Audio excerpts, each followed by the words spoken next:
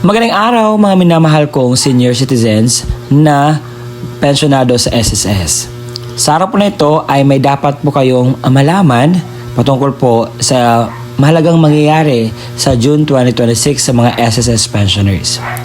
At kung gusto mo malaman ang mga bagay na ito, inaanyayahan kita na tapusin mo ang video na ito hanggang sa dulo nang sa gayon makuha mo ang punto ng video kong ito. Marami kasi ang nagtatanong sa akin kung ano ba daw ang dapat na nila makuha sa June na mga balita o mangyayaring mga benepisyo sa inyo. At hayaan niyo po akong isalaysay lahat nang sa gayon po makuha po ninyo ang mga knowledge or important details. So, ito po ang tatlong dapat ninyo pong malaman. Ang uunahin natin na pag-uusapan ay ang pension crediting ng batch 1 at saka batch 2. Ito po ay patungkol po sa pension crediting ng mga SSS pensioners. Alam kong marami ang mga may alam na dito at marami din nagtatanong sa mga baguhan pa po ng mga senior citizens naging pensioner sa SSS. Ito po ay may basihan kung kailan po ba kayo tatanggap ng pensyon, ano ba yung batch ninyo, batch 1 ba o batch 2. So, mayroon tayong tinatawag na crediting schedule kung kailan nyo ba i-expect na mapunta sa inyo pong ATM. So, ito po ay para sa lahat ng mga SSS retirement, partial disability ka man, total disability ka man, or death and survivor pensioners. Kapag ikaw ay may date of contingency na first to 15th day of the month, ang inyo pong pension ay makukuha po sa unang araw ng buwan. At sa second batch naman, sa 16th day of the month po, na may date of contingency na 16 to 31st day of the month. Pero, meron yung mga dapat mong malaman na babala na ang tawag dito, considerations. Kasi nakalagay sa baba, if the date falls on Saturday, Sunday, or holiday, the pension shall be credited on the last working day before Sunday, Saturday, or holiday. So, ibig sabihin po kung sa Tagalog, hindi po i-credit sa araw po ng Sabado, Linggo, at holiday. Ibig sabihin, i-advance po yan sa last working days kung kailan merong trabaho at regular po ang araw, hindi po siya holiday or Sunday, Saturday. For example, tingnan natin ang kalendaryo ng June. Ang unang araw ng June ay hindi siya holiday, hindi siya Sunday, at hindi siya Saturday. So, ibig sabihin sa araw po na iyan ay nakasaad na po or nakre-credit na po ang inyo pong pensyon. At sa second batch naman, sa 16, hindi rin siya na ma-advance dahil sa nasa regular days lang po siya. Hindi po siya Saturday, Sunday, or holiday. Ang mga exemption lamang po is yung tatlo.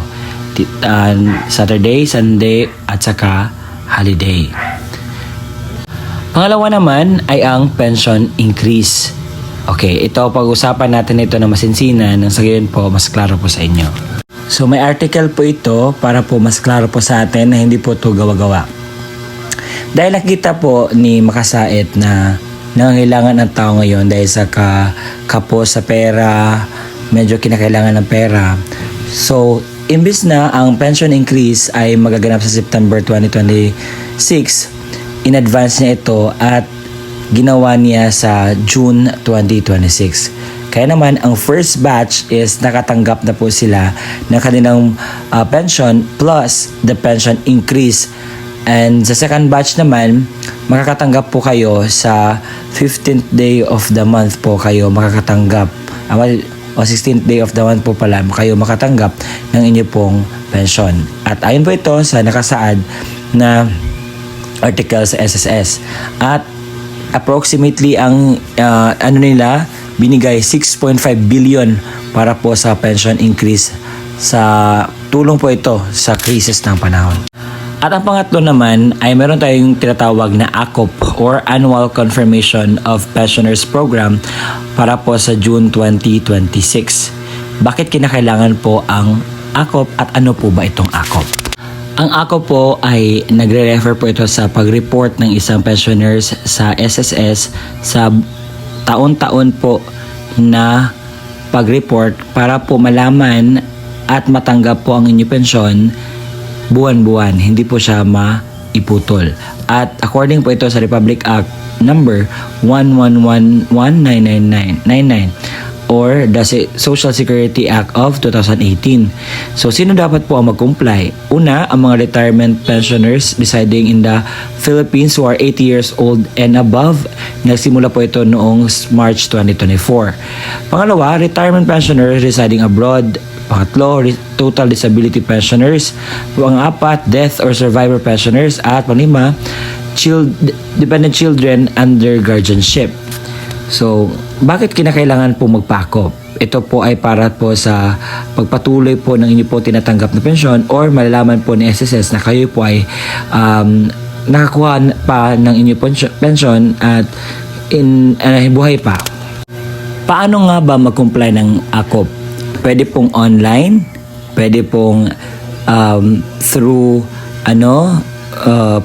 kung puntahan niyo po ang pinakamalapit na SS branch sa inyo at yun po ang pwede niyo pong gawin na pagpa-akop. Failure po sa pag-comply ng akop ay makapag-lead po sa pagputol po ng inyong pangtanggap ng pensyon. Ibig sabihin, hindi po kayo makatanggap ng pensyon at kinakailangan po talaga sa mga 80 years old and above at ninonotify ng SSS na magpa-akop, kailangan nyo pong gawin. Nang sa yun po, magpatuloy po ang inyo pong tinatanggap na pensyon. At ang automatic cancellation sa pensioners after 2 years from the month of suspension po. So ngayon sir, paano ba? Wala na po ba kami matatanggap kung ma-cancel na po ito? Or what I mean, di po kami makapag-comply? Hindi po ba matatanggap namin ang para sa aming pensyon? Ganito po, let me explain. Kapag ikaw ay hindi nakapag-comply ng inyo pong akop, mapuputol po.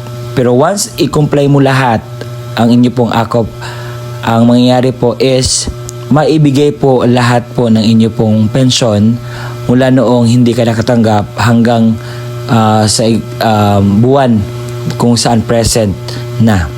Kaya naman, gawin po ang pag-comply nang sa gayon po magpapatuloy po ang inyo pong pagtanggap ng pensyon. Kung alam mo na itong balitang ito, mas mabuti. Ito ay para lamang sa mga baguhan na mga senior citizens na naging pensioner sa SSS, and I hope that this video is clear enough para po malaman niyo po ang mga bagay na mangyayari po sa June 2026. Hindi ko po ito ipagkait at hindi ko po rin ito gawa-gawa lamang. Ito'y nakabase po sa mga artikulo sa SSS na akin pong research. Nasa po mas klaro po ang information sa atin. Hanggang sa muli nating pagkikita, bye-bye.